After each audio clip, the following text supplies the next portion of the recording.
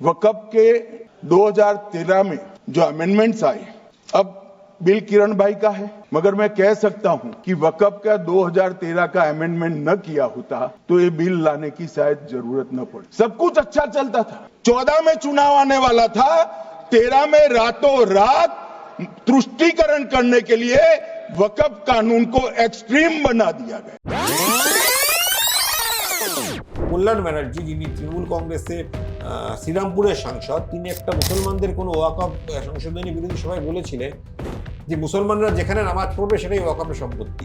আমরা আদিনা মসজিদ, যেটা হয়ে গেছে আদিনাথ মন্দির, মালদার আদিনাথ মন্দিরকে কনভার্ট করে, বা ত্রিবেণীতে জাফর শাহ যে মসজিদ তৈরি করেছে মন্দির ভেঙে, বা আমাদের কাশী মথুরা, এই কোনোগুলোকেই আমরা নিজেদের বলে দাবি করতে পারবো না। তো ওয়াকফ আইনটা এতটাই ভয়াবহ, প্রশাসন থেকে এখন হিন্দুদের ওখানে পুজো করতে দেওয়া হচ্ছে না। এরকম ওয়াকফের যে সর্বনেশে করাল গ্রাস, সেটা পশ্চিমবঙ্গের বিভিন্ন জায়গায় ছড়িয়ে যাচ্ছে।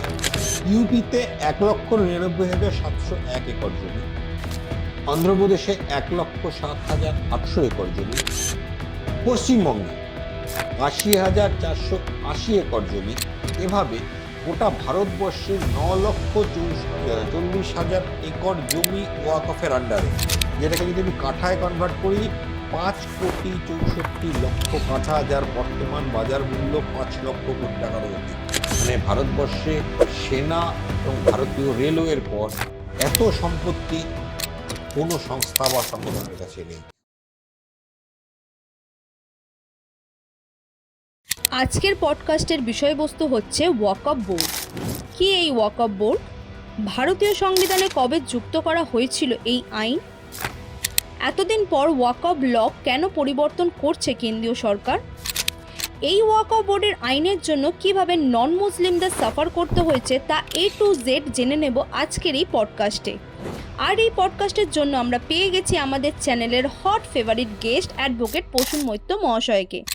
তাই সম্পূর্ণ পডকাস্টটি দেখুন, শুনুন এবং জানুন কেবলমাত্র চন্দনচরিত বেঙ্গলি পডকাস্টে।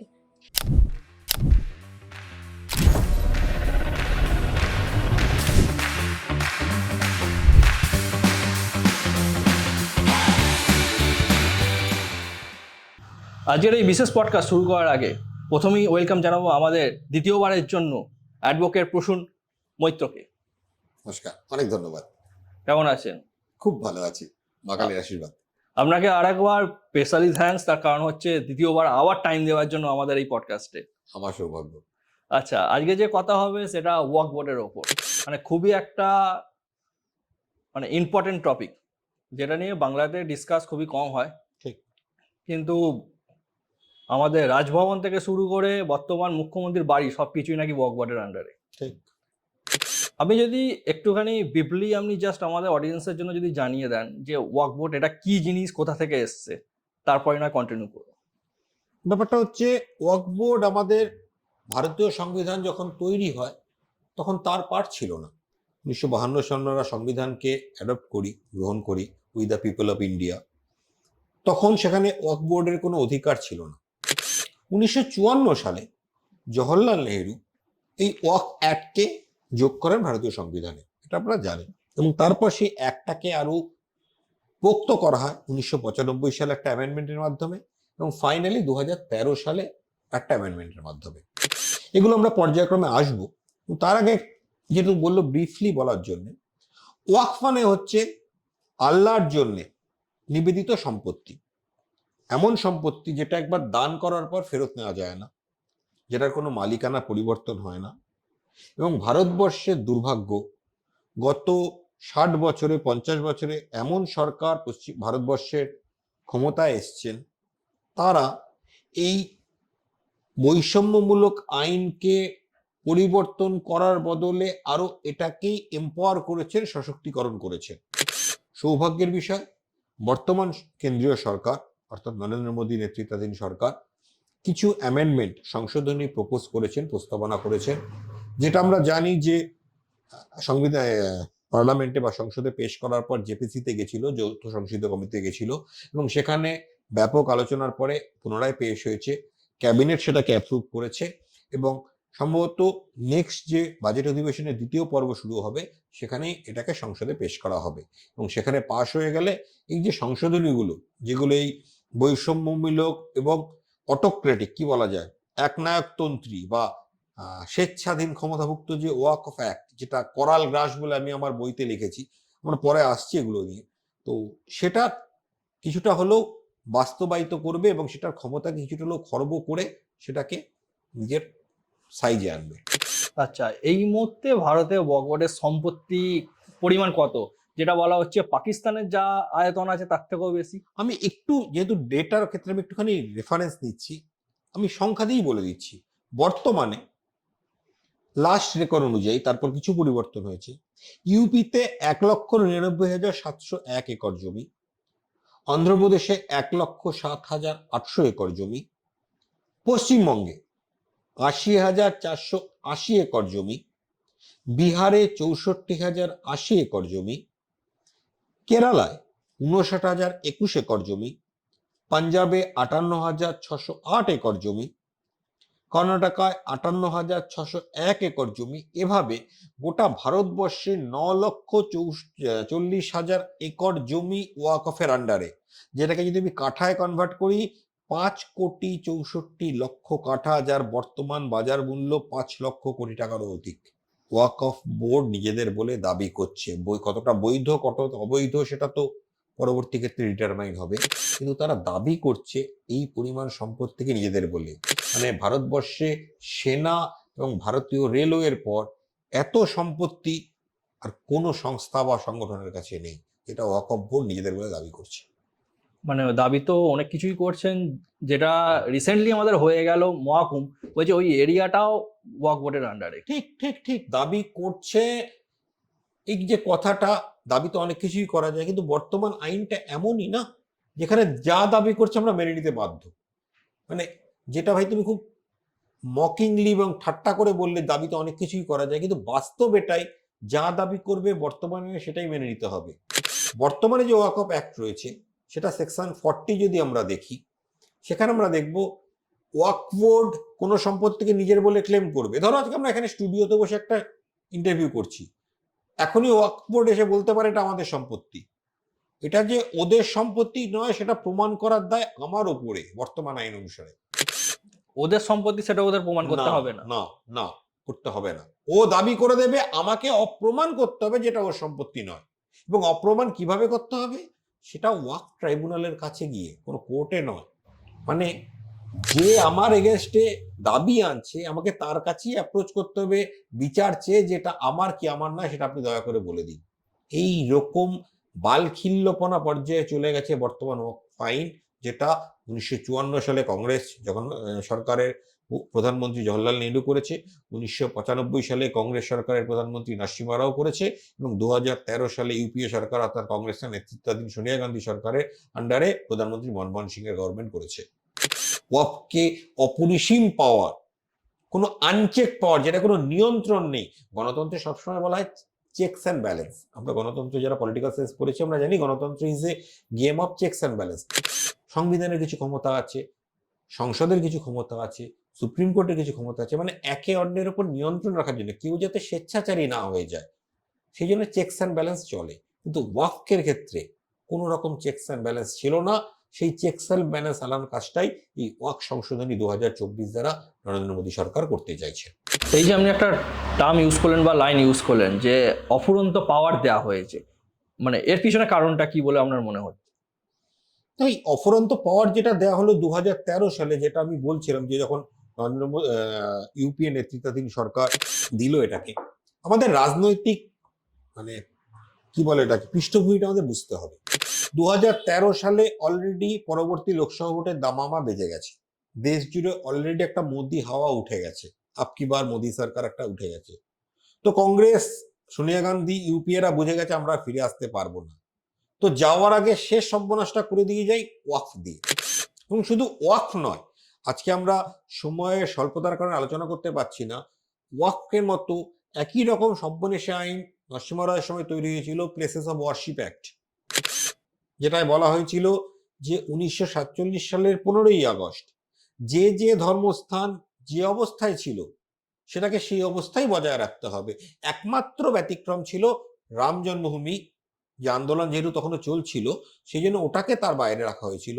অর্থাৎ সেই আইন অনুসারে আমরা আদিনা মসজিদ, যেটা হয়ে গেছে আদিনাথ মন্দির, মালদার আদিনাথ মন্দিরকে কনভার্ট করে, বা ত্রিবেণীতে জাফর শাহ যে মসজিদ তৈরি করেছে মন্দির ভেঙে, বা আমাদের কাশী মথুরা, এই কোনোগুলোকেই আমরা নিজেদের বলে দাবি করতে পারবো না যদি আমরা প্লেসেস অফ ওয়ার্শিপ অ্যাক্টে মেনে নিই। এইরকম ভাবে কংগ্রেস সরকার আইন করে হিন্দুদের অধিকারকে খর্ব করার জন্য একের পর এক সংশোধনী আইনগুলোকে পুরো হ্যান্ডিক্যাপ বা প্রতিবন্ধী বানিয়ে দিয়ে গেছে, এবং তারই ফল আজকে আমরা ভোগ করছি এইসব আইনের পরিণতি হিসাবে। তো মানে জনগণের জ্ঞাতার্থে বা দর্শকদের জ্ঞাতার্থে জানাতে চাই, দিন 5-6 আগের কথা, পূর্ব বর্ধমান, এখন তো বর্ধমান আলাদা, পূর্ব বর্ধমানের জামালপুর থানার জৌগ্রাম, সেখানে 150 বছর ধরে সাঁওতালরা একটা জমি, প্রায় 1.44 একর জমি, যেটা তাদেরকে প্রায় কয়েকশো বছর আগে কোনো জমিদার দিয়েছিলেন, সেই জমিতে তারা পূজা আচ্ছা তাদের দৈনন্দিন অ্যাক্টিভিটি করতে, এবং তার পাশেই একটা জমি ছিল বোধহয় 0.33 একরের, সেই জমিতে মুসলমানদের কবরস্থান করার জন্য সেই জমিদারই দিয়েছিল। কিন্তু 0.33 থেকে তারা হাত বাড়িয়েছে 1.44 এর দিকে, এবং সরকার মানে সেইটা নিয়ে কোর্টে কেস চলছে, তা সত্ত্বেও তারা গোটা এলাকা পাঁচিল দিয়ে ঘেরা শুরু করেছে।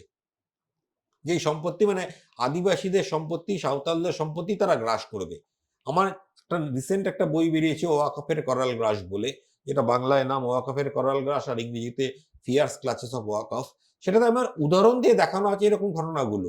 একই ঘটনা আমরা দেখবো মুর্শিদাবাদের লালবাগে, থানা বহরমপুর, সেখানে একই ঘটনা ঘটছে।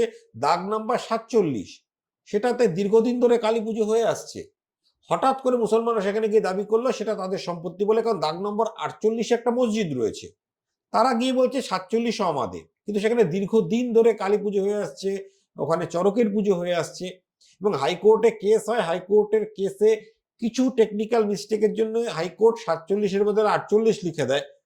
তার জন্য মানে হিসেব মতো হাইকোর্টের রায় অনুসারে মসজিদের মধ্যে এখন পুজো হওয়া উচিত, কিন্তু যাই হোক সেটা বাস্তবে সম্ভব নয় বলে প্রশাসন থেকে এখন হিন্দুদের ওখানে পুজো করতে দেওয়া হচ্ছে না। এরকম ওয়াকফের যে সর্বনেশে করাল গ্রাস, সেটা পশ্চিমবঙ্গের বিভিন্ন জায়গায় ছড়িয়ে যাচ্ছে, কিন্তু আমরা সাধারণ মানুষ এটা সম্বন্ধে ওয়াকিবহালই ছিলাম না যতক্ষণ না কেন্দ্র সরকার এটা নিয়ে সংশোধনী এনেছে।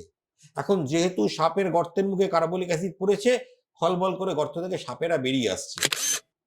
এই প্রসঙ্গে আমি বলতে চাই, কল্যাণ ব্যানার্জি, কিছুদিন আগে একটা রিল খুব ভাইরাল হয়েছিল, কল্যাণ ব্যানার্জি যিনি তৃণমূল কংগ্রেসের শ্রীরামপুরের সাংসদ, তিনি একটা মুসলমানদের কোনো ওয়াকফ সংশোধনী বিরোধী সভায় বলেছিলেন যে মুসলমানরা যেখানে নামাজ পড়বে সেটাই ওয়াকফের সম্পত্তি।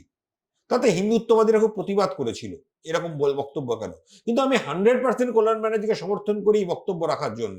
তিনি যেটা বলেছেন এটা একদম বাস্তব, শুনতে খারাপ লাগলো, এটাই ঠিক। মুসলমানরা যদি একবার নামাজ পড়ে ওখানে, সেটা ওয়াকফের সম্পত্তি হিসেবে গণ্য করা হবে। রিসেন্টলি রাজস্থান হাইকোর্ট একটা কেসে, গত পরশুদিন আমি দেখলাম, একটা মসজিদ অবৈধভাবে নির্মাণ হয়েছে, মসজিদটার বৈধতা নিয়ে প্রশ্ন উঠেছে হাইকোর্টে। হাইকোর্ট রায় দিচ্ছে যেহেতু মসজিদটা মুসলমানদের উপাসনা গৃহ, তাই এটা ওয়াকফ আইনে বিচার করা হবে। আরে উপাসনা গৃহ হিসেবে সেটা কনসিডার করার যোগ্য কিনা সেটাই তো মামলার বিচার্য বিষয়। সেই প্রসঙ্গে না ঢুকে তাকে ওয়াকফ ট্রাইব্যুনালের দিকে ঠেলে দেওয়া হচ্ছে। তো ওয়াকফ আইনটা এতটাই ভয়াবহ, যাদের জানা আছে কয়েক মাস আগে ভেটদারাগাতে একটা আবাসনে আমরা জানি একটা আবাসনে কিছু কমন স্পেস থাকে, লিফট, সিঁড়ি, প্লে গ্রাউন্ড, এরকম কিছু কমন স্পেস থাকে, সুইমিং পুল থাকলে সুইমিং পুল, ঘর, প্লে এরিয়া। তা একজন মুসলমান ওই ফ্ল্যাটে ছিলেন, আবাসনের বাসিন্দা ছিলেন, এবং তিনি তার সম্পত্তি আবাসন ওয়াকফ বোর্ডকে দান করে যান। এবং যেহেতু কমন এরিয়ার অধিকার প্রত্যেকের সমান, তার জন্য এলাকার যত মুসলমান তারা এখানে এসে দখল করে নামাজ পড়া শুরু করতে থাকে কমন এরিয়াগুলোতে, কারণ এটা মুসলমানের সম্পত্তি, ওয়াকফের সম্পত্তি বলে। ওয়াকফ এতটাই ভয়ঙ্কর, লাতুরে একটা গ্রামের 300 অধিবাসীকে রাতারাতি গ্রাম ছাড়া করতে বলা হয়, গোটা গ্রামটাকে ডিমান্ড করা হয় ওয়াকফ সম্পত্তি বলে। তারা জানতো না, তারা কয়েক পুরুষ ধরে ওখানে বসবাস করছে। কিন্তু আইনটা এতই মজাদার, আমি ক্লেম ঠুকে দিয়ে আমার দায়িত্ব সারা, আমাকে নোটিশও দিতে হবে না। বর্তমান আইন অনুসারে আমি যে একটা সম্পত্তিকে ওয়াকফের বলে দাবি করছি, সেই পার্টিকে আমার জানানোরও দায় নেই।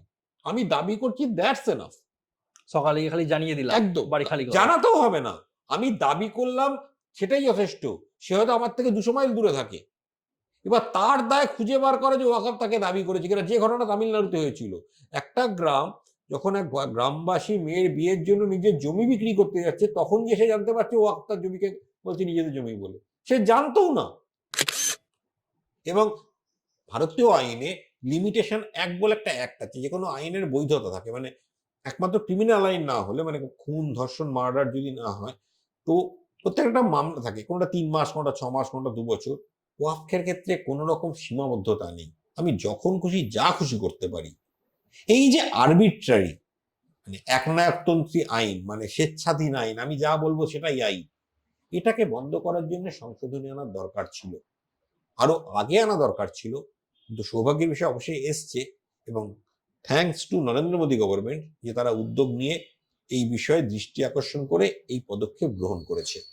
এবং তার সঙ্গে আমি খুব আশ্চর্যজনক, আজকে আমি এটা দিচ্ছিলাম আজকে সোশ্যাল মিডিয়াতে, যে পশ্চিমবঙ্গ হচ্ছে বড় রাজ্যগুলোর মধ্যে 3য় বৃহত্তম রাজ্য, জম্মু কাশ্মীর এবং আসামের পরে, যেখানে মুসলমান জনসংখ্যা সবচেয়ে বেশি। লাক্ষাদ্বীপে অনেক বেশি, কিন্তু লাক্ষাদ্বীপ তো কেন্দ্রশাসিত অঞ্চল, ছোট্ট একটা দ্বীপ। কিন্তু কাশ্মীর, আসামের পর থার্ড হচ্ছে পশ্চিমবঙ্গ। এবং সেখানে ওয়াকফের জমি সম্পত্তি আমি বললাম যে প্রায় 80,000 একরেরও বেশি তারা দাবি করছে নিজেদের বলে। তারপরেও, এবং সঙ্গে জামালপুরের ঘটনা, লালবাগের ঘটনা, এগুলো আমরা দেখছি চোখের সামনে, প্রতিদিন উঠে আসছে। তারপরেও সরকার না হয় তার মুসলমান ভোট ব্যাংক দুধেল গাইদের লাথি খাওয়ার জন্য ঢোক গিলে মেনে রয়েছে। প্রধান বিরোধী দল তারা কেন চুপ করে বসে রয়েছে, তারা কেন সচেতনতা বাড়াচ্ছে না, এটা আমার কাছে খুব আশ্চর্য ঠেকছে। যে কার সম্পত্তি কখন চলে যাবে কেউ জানে না, তা সত্ত্বেও যদি এই জাগরণটা না হয়, সচেতনতা বৃদ্ধি না হয়, তো এই আইন যদি পাশ না হয় সংসদে, তো পশ্চিমবঙ্গের হিন্দুদের জন্য তো অন্তত খুব ভয়াবহ দিন সামনে অপেক্ষা করে আছে, এটা নিশ্চিত। ভারত তো সেকুলার দেশ বলা হয়, তারপরেও কেন একটা শ্রেণীর জন্য এরকম স্পেসিফিক আইন তৈরি করা হয়েছে? ভারত সেকুলার দেশ তো, ভারত বরাবরই সেকুলার। তো আমরা শব্দটা যোগ হলো ইন্দিরা নাকি গান্ধীর শুধু সময়। সেকুলার হিন্দুরাই? হ্যাঁ, আমি সেটাই জায়গাটাই যাচ্ছি, ইন্দিরা গান্ধীর সময় সেকুলার শব্দটা যোগ করা হলো, কিন্তু আমি মনে করি ভারতবর্ষ হিন্দু বহুল বলেই সেকুলার। কোনো রাষ্ট্র যদি হিন্দু বহুল না হয়, সে সেকুলার থাকতে পারে না। কোনো ইসলামিক দেশে সেকুলার রয়েছে, এমনকি বাংলাদেশ, যেটাকে ভারতীয় সৈন্যরা নিজেদের বলিদান দিয়ে স্বাধীন করলো পাকিস্তানের কবজা থেকে, সেটাও কি সেকুলার রয়েছে? আর সেটাও তো ইসলামিক হয়ে গেছে। তো ভারতবর্ষ সেকুলার ছিল বাই নেচার, এই জন্য নয় যে ইন্দিরা গান্ধী কনস্টিটিউশনে ঢুকিয়েছেন বলে। এখানে হিন্দু বহুল ছিল, তার জন্যই ভাস্কো দা গামা যখন ভারতে এসেছিল তাকে চার্চ করার জন্য জমি দেওয়া হয়েছিল। তখন তার কোনো খ্রিস্টান ছিল না, ইচ্ছা হলো ভাস্কো দা গামাকে কেটে কুচি কুচি করে ভাসিয়ে দিতে পারতো। কিন্তু আমরা পরধর্মের স্বাধীনতাতে বিশ্বাস করেছি, কারণ আমরা হিন্দু ধর্ম, সনাতন ধর্ম এই জন্যই বলে যে আমরা সহাবস্থানে বিশ্বাসী। আমরা মনে করি না যে মানুষই শ্রেষ্ঠ বা আমি শ্রেষ্ঠ। কীট পতঙ্গকেও আমরা সম্মান করি, আমরা পাথরকেও ভগবান বলে পুজো করি, গাছকে ভগবান বলে পুজো করি, কারণ আমরা নেচারের সঙ্গে সিম্বায়োসিস, সহাবস্থানে বিশ্বাস করি। তাই ভাস্কো দা গামাকেও আমরা চার্চের জন্য জমি দিয়েছিলাম। এতে মক্কার 60 থেকে 70 বছরের মধ্যে ভারতবর্ষে মসজিদ তৈরি হয়েছিল, কারণ আমরা সহাবস্থানে বিশ্বাস করি। কিন্তু সেই সহাবস্থানটাকে আমাদের দুর্বলতা ভেবে নেওয়া হয়েছে। দুর্বলতা ভেবে নিয়ে একের পর এক আইন আমাদের উপর চাপিয়ে দেওয়া হয়েছে, সেটা ওয়াকফ অ্যাক্ট হোক, প্লেসেস অফ ওয়ারশিপ অ্যাক্ট হোক, এইরকম একের পর এক আইন আমাদের উপর চাপিয়ে দেওয়া হয়েছে। আমরা আমাদের অজ্ঞতার কারণে, দুর্বলতার কারণে, অজ্ঞানতার কারণে এগুলো নিয়ে সোচ্চার হয়নি। এবং আরেকটা অবশ্যই কারণ যে রাষ্ট্রশক্তি আমাদের পক্ষে সহায়ক ছিল না। কিন্তু 2014 পরবর্তী সালে যখন সহায়ক রাষ্ট্রশক্তি আমাদের সঙ্গে এসছে, তখনও যদি আমরা এই বিষয়ে নিশ্চুপ থাকি, সেটা আমরা ভবিষ্যৎ প্রজন্মের প্রতি শুধু অপরাধ বলবো না, আমি বলবো আমরা পাপ করছি। কিন্তু এই রাজ্যে তো হিন্দু জাগরণ বা হিন্দু জাগো এই কথাটা বললে বলা হয় যে ওরা যদি রাস্তায় আনে তোমরা সামলাতে পারবে না, ঠিক, ওরা রাস্তায় নামলে আমরা সামলাতে পারবো কিনা এই প্রশ্ন ওঠাটা স্বাভাবিক, কারণ ওরা রাস্তায় নেমেছে, আমরা রাস্তায় এখনো নামিনি। ওরা রাস্তায় নেমেছিল তসলিমা নাসরিনকে তাড়ানোর সময়, মাত্র 16 জন লোক নেমেছিল ইদ্রিস আলীর নেতৃত্বে, যে তখন কংগ্রেসে ছিল, পরে তৃণমূল কংগ্রেসে যোগ দেয়। এবং যে ইদ্রিস আলী ইমাম বরকতির পাশে বসে থেকে মোদির দাড়ি কাটার ফরমান জারি করেছিল, সেই ইদ্রিস আলী 16 জন মাত্র মুসলমানকে নিয়ে খিদিরপুরে একটা সভা করেছিল তসলিমার এগেনস্টে, যার জন্য তৎকালীন মুখ্যমন্ত্রী বুদ্ধদেব ভট্টাচার্যকে ফোর্ট উইলিয়াম থেকে আর্মি কল করতে হয়। এগুলো আমাদের মনে আছে। কিন্তু যদি এর সঙ্গে আমরা এটাও মনে রেখে দিয়েছি 46 সালেও একই রকম পরিস্থিতি হয়েছিল, গোটা প্রশাসনের দখল চলে গিয়েছিল অহিন্দুদের হাতে, বলতে গেলে মুসলমানদের হাতে, এবং সুরাবর্দী ছিল তখনকার দিনের মুখ্যমন্ত্রী, তখন তাকে প্রধানমন্ত্রী বলা হতো, উজিরে আজম। তখনও একই জিনিস হয়েছিল, জিন্নাহ ডাইরেক্ট অ্যাকশনের ডাক দিয়েছিল, গ্রেট ক্যালকাটা কিলিং শুরু হয়েছিল। হ্যাঁ, আমরা মার খেয়েছিলাম, বহু হিন্দু নরনারী মারা গেছিল, নারীরা ধর্ষিত হয়েছিল।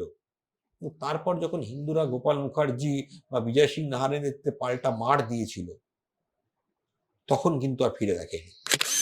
তো এখনো বলছি, মমতা ব্যানার্জি হুমকি দিতেই পারেন যে মাঠে নামলে কি সামলাতে পারবো কিনা, কিন্তু সেই চ্যালেঞ্জ আমি অ্যাকসেপ্ট করছি। ঠিক আছে, নামান আপনি আপনার দুধেল গাইদেরকে, হিন্দুরা চ্যালেঞ্জ নিতে প্রস্তুত। আমরা শুরু করি না, কিন্তু শেষ না করে থামি না। Challenge accepted. রাজ্যে এত তোষণের পরেও মানে আপনি ভোটেতে কি সেই রকম রেজাল্ট দেখতে পাচ্ছেন? না, পাচ্ছি না। মানে এটার কারণ কি? মানে ভোটেতে বলপূর্বকভাবে ভোটে ছাপ্পা হচ্ছে বা কাউন্টিং এ কোনো কিছু করা হচ্ছে, নাকি হিন্দুরাই ভোট ওই দিকেই দিচ্ছে? সেটা একটা দিক, মানে এগুলো হচ্ছে না আমি মানা করছি না। ভোটে ছাপ্পা হচ্ছে কি ভোটার লিস্টে কারচুপি হচ্ছে কি কাউন্টিং এ কারচুপি হচ্ছে, সেটা একটা দিক, কিন্তু সেটা একমাত্র দিক না। মূল কথা হচ্ছে মানুষ ভোট কেবল একটা ইস্যুতে দেয় না। ফার্স্ট আমাদের এটা বুঝতে হবে। অনেকগুলো ইস্যু থাকে, আমার বাড়ির সামনে রাস্তাটা ঠিক আছে কিনা, ড্রেনটা পরিষ্কার থাকছে কিনা, কলে জল পড়ছে কিনা, স্কুলে যেতে পারছি কিনা, অনেকগুলো ফ্যাক্টর থাকে ভোট দেওয়ার পিছনে। রেশন পাচ্ছি কিনা, ভোট দিতে পারছি কিনা, অনেকগুলো ফ্যাক্টর ডিটারমাইন করে মানুষের ভোট দেওয়ার মানসিকতাকে। তার মধ্যে কোন ফ্যাক্টরটা সবচেয়ে বড় ফ্যাক্টর হবে সেটা নির্ধারণ করা উচিত বিরোধী দলে। মানুষ কোন ফ্যাক্টরটা মানুষকে সবচেয়ে বেশি প্রেরিত করবে ভোট দেওয়ার জন্য, সরকার নির্বাচন করার জন্য। পশ্চিমবঙ্গের ক্ষেত্রে দুর্ভাগ্যজনকভাবে বিরোধী দলেরা গত 2011 সালের পরে, 11 সালে মমতা ব্যানার্জি যখন বিরোধী দল ছিলেন, তিনি বুঝাতে পেরেছিলেন পশ্চিমবঙ্গ থেকে সিপিএম এর কেন যাওয়া দরকার, কেন অন্য দলের আসা উচিত।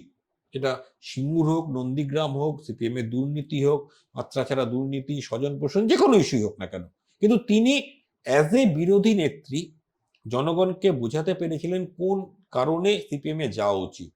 কিন্তু 2011 সালের পর বিট 16, বিট 14 লোকসভা নির্বাচন, 19 লোকসভা নির্বাচন, 21 বিধানসভা নির্বাচন, 24 লোকসভা নির্বাচন, আমার মনে হয় না বিরোধী দলরা জনগণকে প্রপারলি বোঝাতে পেরেছে what should be the driving force, main factor কোনটা হওয়া উচিত ভোট দেওয়ার ক্ষেত্রে সিদ্ধান্ত নেওয়ার বিষয়ে।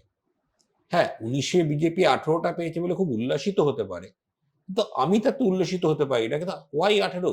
19-এ যা ভারতবর্ষ পশ্চিমবঙ্গের পরিস্থিতি দাঁড়িয়েছিল, বিশেষ করে 16-17 পরে যখন মহরমের জন্য বিসর্জন স্থগিত হলো, কলিগ্রামের সময় 2016 সালে গোটা পশ্চিমবঙ্গ জুড়ে দাঙ্গা চললো বিসর্জনের পরে, তারপরও 18 নিয়ে সন্তুষ্ট, 42 নয়। এই আত্মতুষ্টি আসছে কি করে বিরোধী দলে?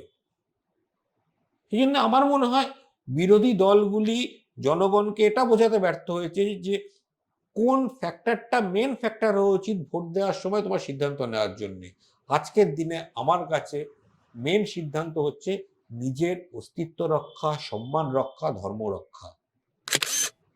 পশ্চিমবঙ্গের হিন্দুরা ভোট দেওয়ার সময় যেন এটা মাথায় রাখে যে আমি যদি এরকম ভাবেই চলি, তাহলে আমার ভবিষ্যৎ এবং ভবিষ্যৎ প্রজন্ম কি তাদের সম্মান স্বাভিমান বজায় রাখতে পারবে এই জায়গায় দাঁড়িয়ে? That should be the driving force. মানে আপনি বলতে চাইছেন 26-এর ভোট ধর্মের উপর বেস করে হতে চলেছে? না, 26-এর ভোট নিজেদের অস্তিত্ব রক্ষার উপর হচ্ছে। ধর্ম তার একটা পার্ট।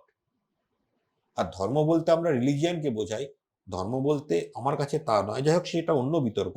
কিন্তু ধর্ম হচ্ছে অন্যতম জিনিস যেটা আমাকে কম্প্রোমাইজ করতে হচ্ছে অন্য ধর্মের তোষণের কারণে। এটা আমাদের মাথায় রাখতে হবে। যে কারণে দুর্গাপূজার বিসর্জন স্থগিত হচ্ছে মহরমের জন্যে, রথের রাস্তা ঘুরে যাচ্ছে মুসলমানদের উৎসবের কারণে, দুর্গা ঠাকুরের মুখ ঢেকে দেওয়া হচ্ছে, বিভিন্ন বিদ্যালয় বিশ্ববিদ্যালয়ে সরস্বতী পুজো রোধ করা হচ্ছে, দাবি করা হচ্ছে বিলাদুল্নবী না করলে সরস্বতী পুজো হবে না। এটাকে আমরা শুধু একটা ছোট্ট শব্দ ধর্মের মধ্যে সীমাবদ্ধ রাখবো?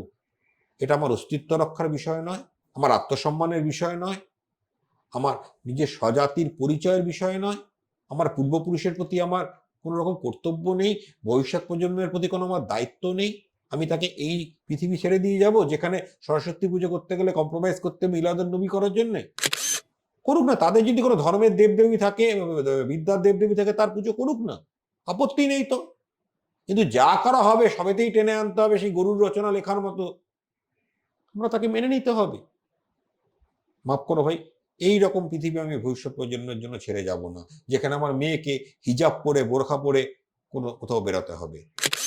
আমাদের কোনো দেবী ঘোমটা পরা নেই, আমাদের কোনো দেবী হিজাব পরা নেই। আমরা মেয়েদের স্বাধীনতায় বিশ্বাস করি, তাদের অধিকারে বিশ্বাস করি। আমরা হিজাব দিয়ে মেয়েদেরকে ঢেকে রাখি না। যদি মনে করো শরদিন্দু বন্দ্যোপাধ্যায়ের লেখা গল্প যদি আমরা মধুমালতী শুনি, সেখানে আমরা বামন রায়ের গলায় আমরা শুনেছি যে ম্লেচ্ছদের ওই পর্দা প্রথা মারাঠারা মেনে নেয়নি। অত্যন্ত গর্বের সঙ্গে শরদিন্দু লিখেছেন। আমরা সেই সংস্কৃতিকে বজায় রাখতে চাই।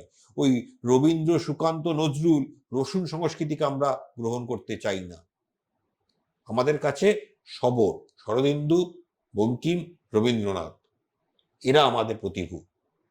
ওই সম্প্রীতির জন্য জোর করে একে বৃন্তে দুটি কুসুম করে আমরা বিশ্বাসী নই। দুটি কুসুম তখনই হতে পারে যদি একটা কুসুম দুর্বল হয়, নয়তো একে বৃন্তে দুটি কুসুম সমান পুষ্টি কখনো পেতে পারে না। তাহলে একজন দুর্বল হলেই আর একটা কুসুম তখন ফুটবে। আমরা সমান অধিকারে বিশ্বাসী, হ্যাঁ, কাউকে বঞ্চনাও করতে চাইছি না, কিন্তু সমান অধিকারটা সত্যিকারের সমান অধিকার হতে হবে, এই দাবি আমরা রাখছি। দেখে টপিকটা ওয়াকবোর্ড থেকে একটু পলিটিক্যাল হয়ে গেছিল, তো আমরা আবার ফিরে আসি ওয়াকবোর্ডেতে। আপনি একটা ওয়াকবোর্ডের উপর বই লিখেছেন যেটা বললেন, যদি একটু ডিটেলস আলোচনা আপনি যদি বলেন যে কি কি টপিক সেগুলোর উপর আপনি মানে টাচ করে গেছেন বইটা, বা কেন মানুষের ওই বইটা পড়া উচিত। ঠিক, প্রথমত বইটা লেখার প্রেরণা কি ছিল এটা যদি আমি আসি, তো আমি কোনোদিনই ভাই লেখক নই, সত্যি কথা বলছি, মানে অন ক্যামেরা আমি স্বীকার করে নিচ্ছি লেখক নই। চিরকালই আগে তপনদার সঙ্গে যখন কাজ করতাম তখনও এবং পরেও আমার মূলত কাজ হচ্ছে মাঠে থাকা, যোগাযোগ রাখা। কিন্তু যখন আমাকে বইবন্ধু থেকে, যেহেতু আমার একটা লিগাল ব্যাকগ্রাউন্ড রয়েছে, আমি অ্যাডভোকেট ছিলাম এক সময়, তো আমাকে যখন আমার পাবলিশার বইবন্ধু পাবলিকেশন অ্যাপ্রোচ করলেন বই লেখার জন্যে, মানে প্রথমে আমার নিজেরও খুব অবাক লেগেছিল, তো যে আমাকে ওরা এরকম মেটেরিয়াল মনে করলো কেন। ওদের যুক্তি ছিল যেহেতু আমার লিগাল ব্যাকগ্রাউন্ড আছে এবং এক্সপোজার রয়েছে ফিল্ডে, আমার জন্য উপযুক্ত হবে। এবং বইটা লেখা আমিও প্রয়োজন এই কারণেই মনে করলাম, যেটা বলছিলাম যে যে আরবিট্রারি পাওয়ার ওয়াকফকে দেওয়া হয়েছে এটা আমরা জানি না। আমাদের তো আগে জানা দরকার, কোনো বিপদ, সেটা যে বিপদ এটা বোঝার জন্য ফার্স্টে সেটাকে আমার চেনা দরকার, জানা দরকার, তারপর তো আমি সতর্ক হব।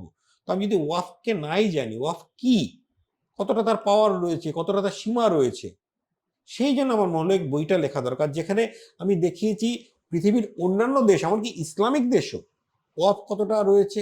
এবং সেখানে যদি আমরা সুদান বা আরব আমিরশাহী বা সৌদি আরব, এমনকি পাকিস্তান, তার সঙ্গে যদি কম্পেয়ার করি, খুব হাস্যকরভাবে মনে হবে যে ভারতবর্ষ কি ইসলামিক দেশ যে ওয়াকফকে এরকম পাওয়ার দেওয়া হয়েছে। কিন্তু বাস্তব এটা যে despite being a so called secular country, one particular community or particular religion has been empowered with such an act that is detrimental to the interest of the whole society. এটাকেই আমি দেখানোর জন্য বইটা লিখেছি, যেখানে কম্পেয়ার করা হয়েছে, বিভিন্ন উদাহরণ তুলে ধরা হয়েছে, যেটা একটু আগে বলছিলাম গুজরাটের কথা বা লাতুরের কথা, এগুলো, এবং বিভিন্ন মিডিয়া রেফারেন্সও সেখানে রয়েছে।